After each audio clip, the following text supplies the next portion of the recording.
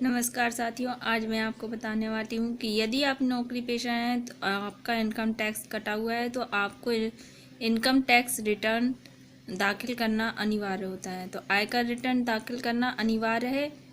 ITR return जिसको बोलते हैं इनकम टैक्स रिटर्न, इसके लिए हमें निम्नलिखित कागज़ों की ज़रूरत पड़ती है और इनकी जानकारी देना ज़रूरी है। नंबर 1 देख लेते हैं। फॉर्म नंबर 16 होना चाहिए आपके पास, आपकी संस्था के द्वारा जारी किया गया जाता है ये।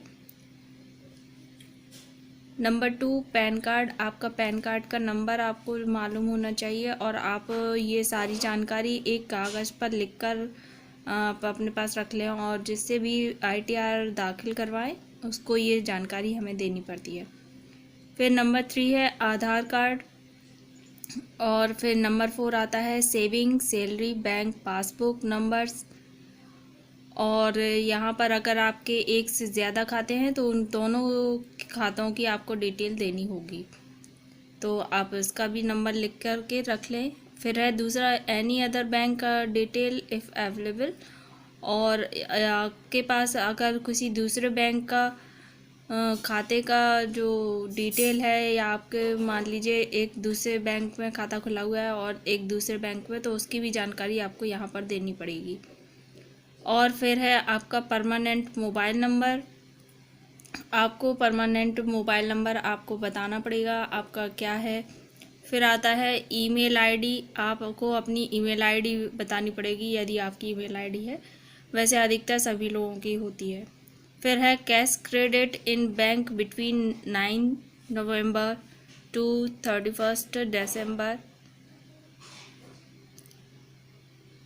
यदि आपकी जो कैश आपने डाला है बैंक में 9 नवंबर से लेकर 31 दिसंबर तक, तो आपको ये भी बताना पड़ता है इसमें अगर आपने डाला है तो।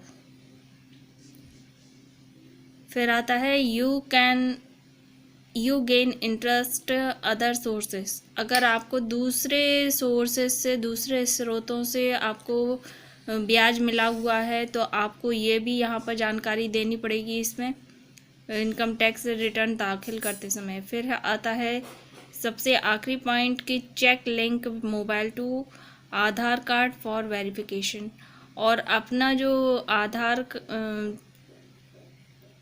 कार्ड से जो मोबाइल नंबर जुड़ा हुआ होता है उसका वेरिफिकेशन के लिए लिंक चेक करना पड़ता है आपको कि आपका जुड़ा हुआ है, क्योंकि जब ओटीपी आता है तो इसी नंबर पर आता है जो आधार कार्ड से आप नंबर जुड़ा हुआ है। तो ये सारी चीज़ें आपको जमा कर लेनी है एक साथ, फिर आप उसके इनकम टैक्स रिटर्न दाखिल करने के लिए आप आराम से ये सारी चीज़ें इकट्ठे एक साथ जमा कर लें और फिर आराम से अपना आईटीआर दाखिल करें।